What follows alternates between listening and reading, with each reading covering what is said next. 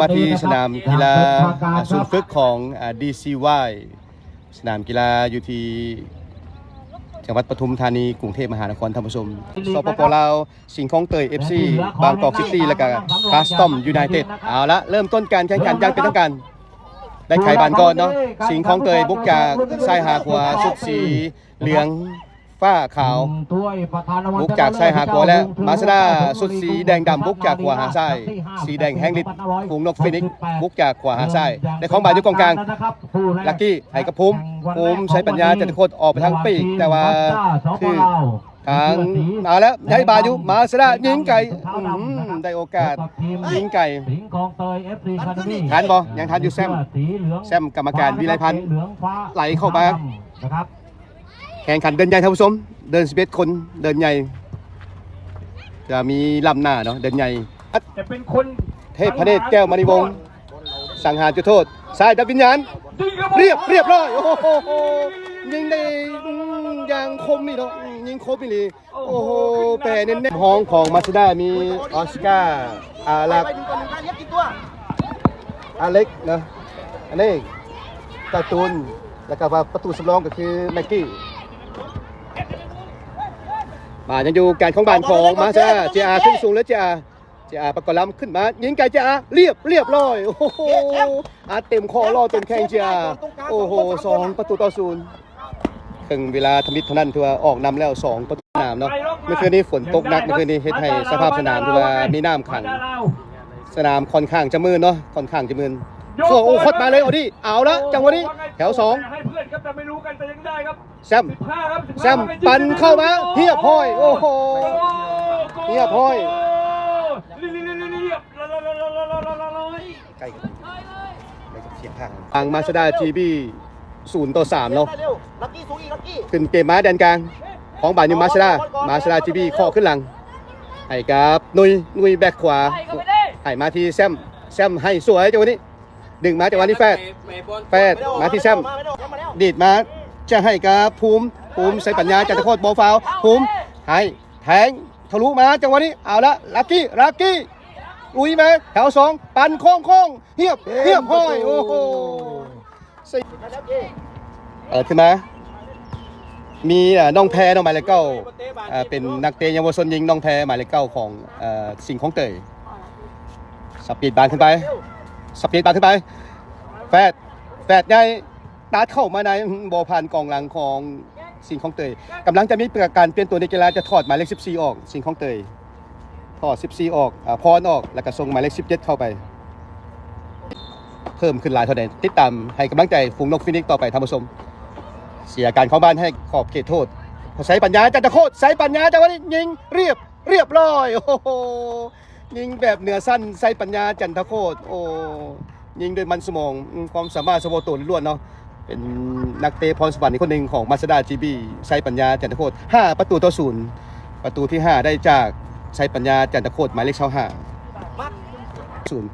อย่างของบ้านเนาะผู้เกณฑ์ถือว่ายังเป็นการของบ้านของมาสด้า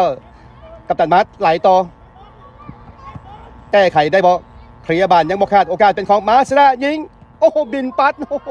โอ้ซุปเปอร์เซฟเนาะจังหวะเซฟของสิงห์คลองเตยยิงสวนไปจังหวะ2แถว2ลักกี้กดโอ้โหลักกี้กดด้วยซ้ายโอ้เข้า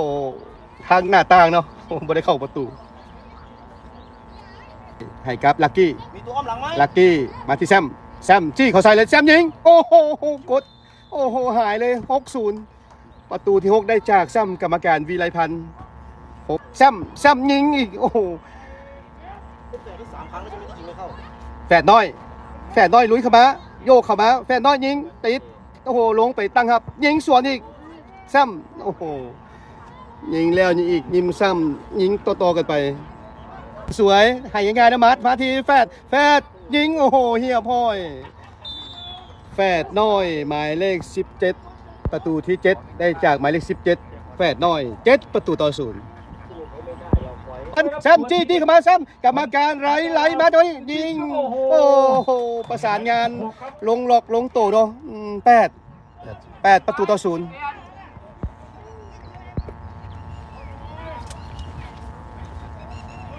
แล้วครับ แชมป์เอาละความสามารถเฉพาะตัวโดดเด่นแชมป์กรรมการวิลเลมพันธ์แชมป์ยิงโอ้เฮียพ่อยนิ่งนะหนุ่ยเนาะระยะนี้ถือว่าประสบการณ์นี่ช่วยได้เนาะหนุ่ยกองหลังว่านิ่งสมาธิดีหนุ่ยดีเข้ากลางจังหวะนี้หนุ่ยดักเสียการเข้าบ้านให้กับสิ่งของเตยกับพลาดนั่นเองแต่ยังได้เก็บไปว่าเจ้าโฟกจะส่งต่อให้มูยังได้ของบาทอยู่หมายเลข6ทีละโซดให้แก่ที่หมายเลข2เน็ตหลอกสวยเน็ตเปิดมาทางแจบพันอารักเปิดแฟดน้อยสปีดบันกระซากล่างไปคนเดียวแฟดน้อยจี้ขึ้นมาแฟดน้อยให้ไหลมาที่อเล็กเข้าขวายิงอเล็กเรียบร้อยอเล็กโอ้โหอเล็กสุขาธรรมวงศ์เข้าไปใส่สกอร์ได้อเล็กโอ้โหลูกซ้ายป่าแสงโอ้โหอารักสปีดบันขึ้นมากวางพยายามสูงเนาะอารักเนาะเต้นขึ้นสูงเลยเต้นธนาโชคโยกเข้ามายิงเต้นเทียบห้อยโอ้โหเนาะถอนทีมทางบางกอกซิตี้เหลือ3ทีม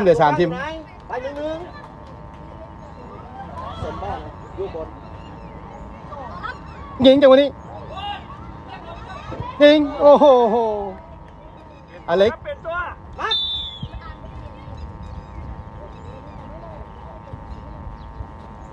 นัดต่อไปของมาสด้าจีบีเราจะแข่งแบ็กโฟในหลัง3ตัวเนี่ยตอนนี้ถือว่าโค้ชเบาใส่หลัง3ตัว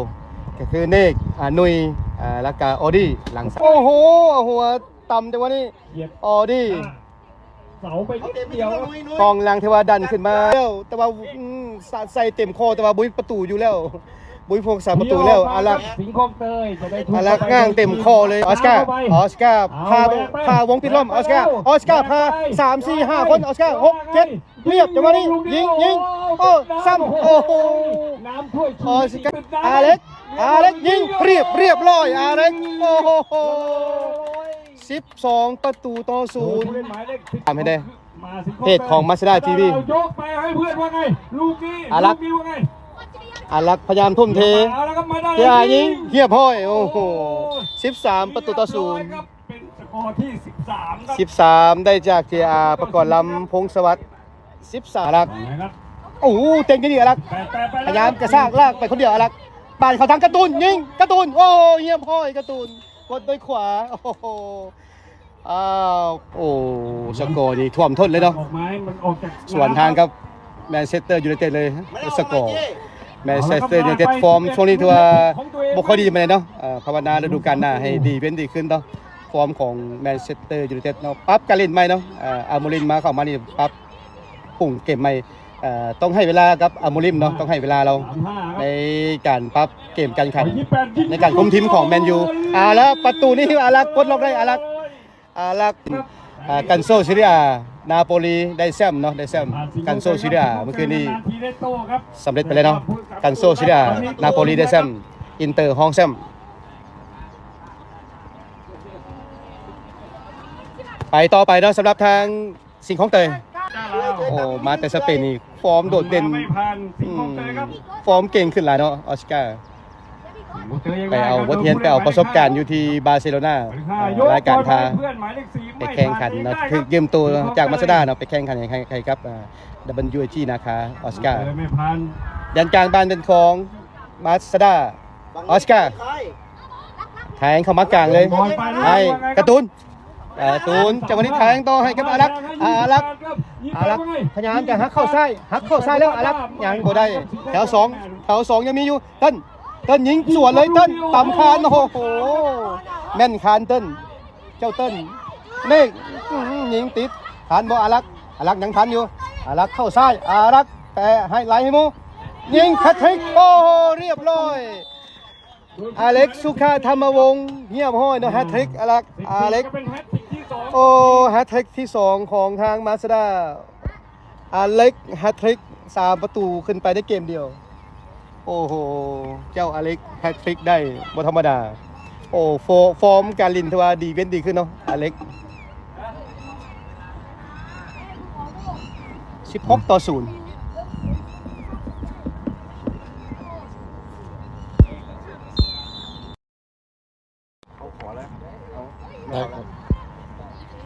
ท้ายเกมแล้ว แต่ท้ายเกมการแข่งขันสู้เต็มที่เลยเนาะทางสิงห์คลองเตยโอ้สู้ความแข็งแกร่งของทางมาสด้าบ่ไหวเจ้าโฟกแต่ว่าสุดท้ายเจ้าโฟกเจอกับออดี้ตามเวลาครับตามเวลาจังหวะตามเวลานะครับ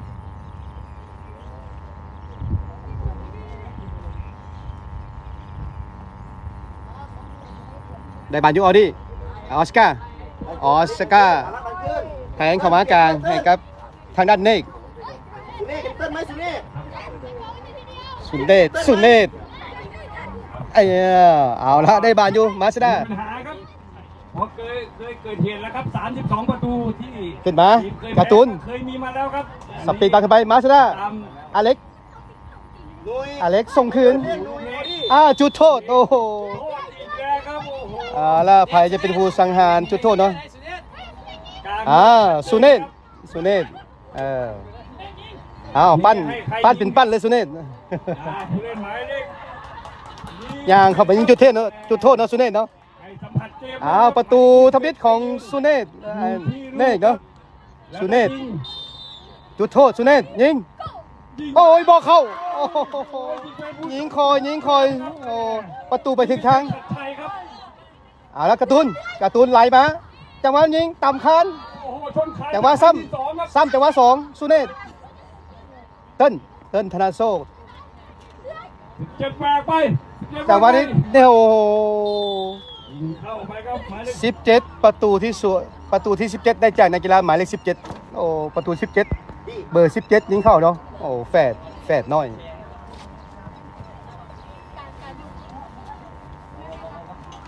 บอกเพื่อนจับเชฟเล่นกว้างนิดนึงต่อบอลเคาะบอลให้เขาไล่ไม่เน้นเรื่องของสกอร์แล้วอาจารย์อยากเห็นเราเก็บบอลคลองบอลอยากเห็นเราเลี้ยงพวกนี้มากกว่าเขาออกมายืนนอกเลยกินในสนามอย่าออกมาข้างนอกนะ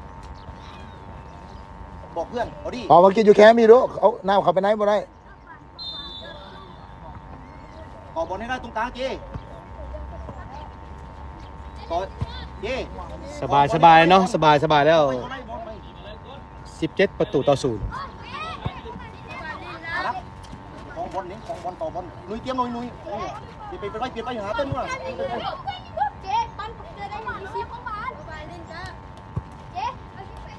ช่วยเติมหาพื้นที่เล่นด้วยอย่างต่อบานได้ดีเนาะมาสด้าสร้างบอกต่อบานได้ดีเป็นข้างทมิตเนาะที่ว่าเล่นแข่งขันในเดินใหญ่เนาะเดิน11คนมาสด้า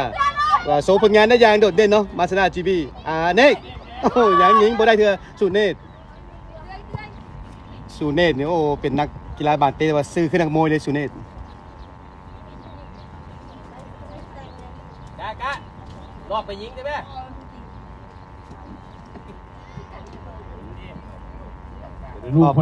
ขอบใจแฟนคลับขอบใจ FC หลายๆท่านผู้ชมที่ขอบใจเนาะผู้ชมอยู่ทางบ้านเนาะขอบใจเด้อติดตาม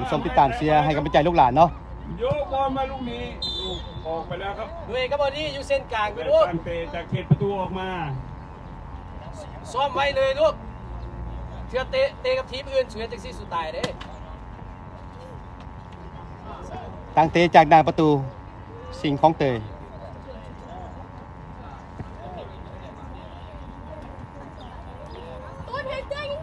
การ์ตูนขึ้นมายิงโอ้โห18ประตูต่อ0โอ้โหสกอร์ไหลท่วมท้นเลยโอ้โหไหลมาป่านหาฝนเลยเนาะสกอร์เนาะหาฝนเมื่อคืนนี้ยังบ่เท่าสกอร์ในเวลานี้เนาะ18ต่อ0แตกตรงกลาง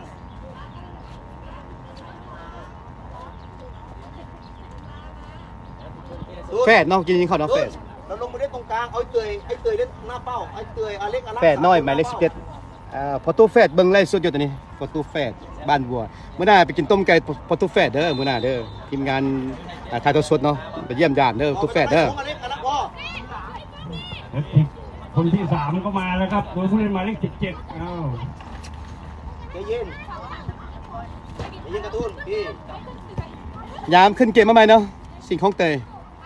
สู่ต่อไปสิงห์คลองเตยไปต่อไปจะเอาประตูให้ได้เนาะตีแค่ได้ให้ได้สิงห์คลองเตยได้สักประตูไหมครับไม่ผ่านครับมาด้าลาวออดี้ไปทีเติ้ลธนาโซ ต้นลูกชายป่าแก้วยอทอขอเต้นนุยมาที่ JR ประกอบล นายการ์ตูน ำใช่ครับออสการ์เสียการของบานแต่วันนี้เปิดมาสิ่งของเตยแล้วส่วนกับตรงกับ3-2ประสานงานสิ่งของเตยเปิดเข้ากลางเจ้าโฟกบ่ทันบ่ถึงนุยดักได้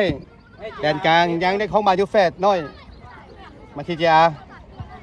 มาให้กับทางด้านขวาให้กับอารักโยกเข้าไปอารักให้กับ JR ลุยเดียวเลย JR ลุดเดียวยิงติดบล็อกกลับขึ้นมาที่ออสการ์ซ้ายหาจังหวะเสาโอกาสอยู่ออสการ์มาที่แฟดน้อยไหลให้กับเติ้นโยกมาเติ้นสัตว์จังหวะนี้โอ้โหบานออกหลัง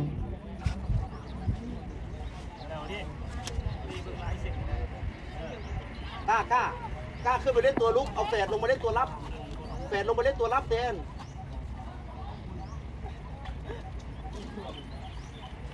รายที่2มีแฝดมีการ์ตูนมี อย่างบุกขึ้นเนาะกองกระข้ามมาสระบุกตัวหนึ่งออสการ์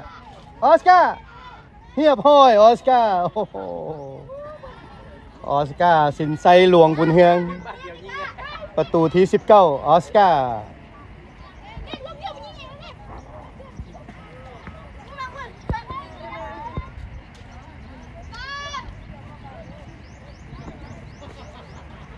เล่นตามแผนคู่ฝึกที่วางไว้เนาะพยายามใส่ระบบทุก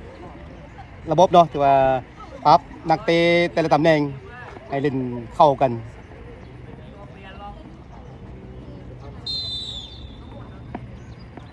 19ประตูต่อ0เป็นบัมไมโฟกกองกลางภูมิหมายเลข3ภูมิให้กับโฟกถึงบ่น้ำจังหวะนี้อารักแดนกลางออสการ์เปิดนะให้เนกซูเนตแทงมาที่อเล็กล้ำหน้าโอ้โห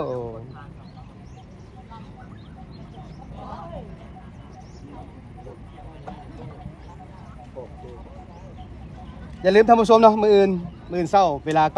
9:30มาสด้า GB U22 เนาะจะพบกับทีมจากประเทศไทยอีกทีหนึ่งก็คืออะคาเดมี่U22ของทางคาสตอมยูไนเต็ดอย่าลืมเวลา9:30ยิงอย่างเดียวใช่ไหมได้เป็นบานเตะเจของทางมาสด้าตึงนิ่ง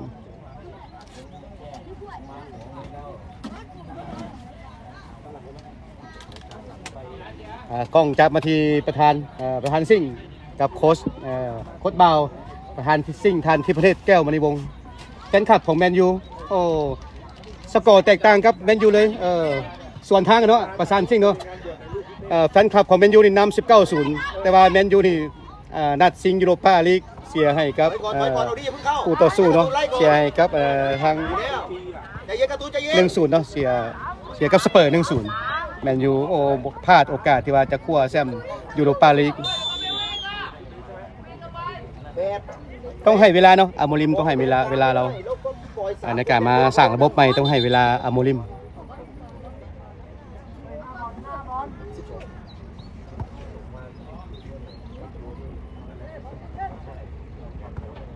ส่วนผู้แกงกล้องผู้ปิ้นกล้องถ่ายทอดสดนี่เป็นแฟนคลับของอาร์เซนอล อาจารย์บุญมีอีลีปืนใหญ่อาร์เซนอลห้องแซม3 ปีซ้อนบ่ ห้องแซมพรีเมียร์ลีก3 สมัยซ้อนอาร์เซนอลแฟนคลับเป็นแกงกล้องอยู่นี่อาจารย์บุญมีอีลีประธานบริษัทบุญมีอีลีจำกัดผู้เดียวอารักเฮ็ดได้หรือเปล่าอารักยิงโอ้เฮียบห้อยอารักโอ้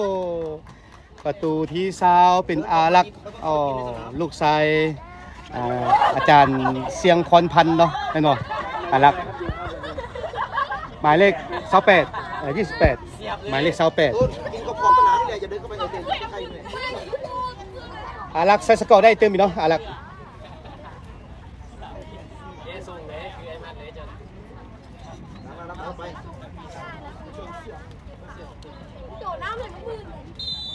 อารักนี่เธอเบิ้ล2 ประตูในนัดนี้เนาะเบิ้ล2 ประตูอารักเบิ่งว่าจะเฮ็ดแฮตทริกได้หรือบ่อารักได้ยินพอไล่แค่นี้พอเก็บไว้ต่อการ์ตูนบานชื่อแคนการ์ตูนเป็นบานฟาว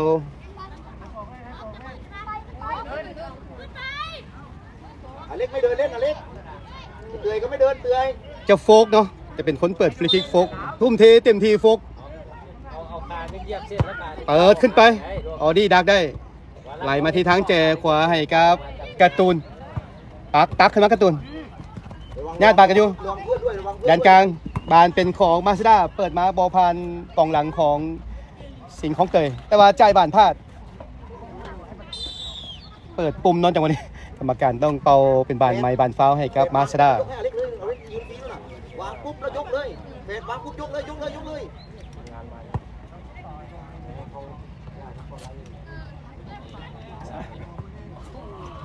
อย่างวันนี้อารักษ์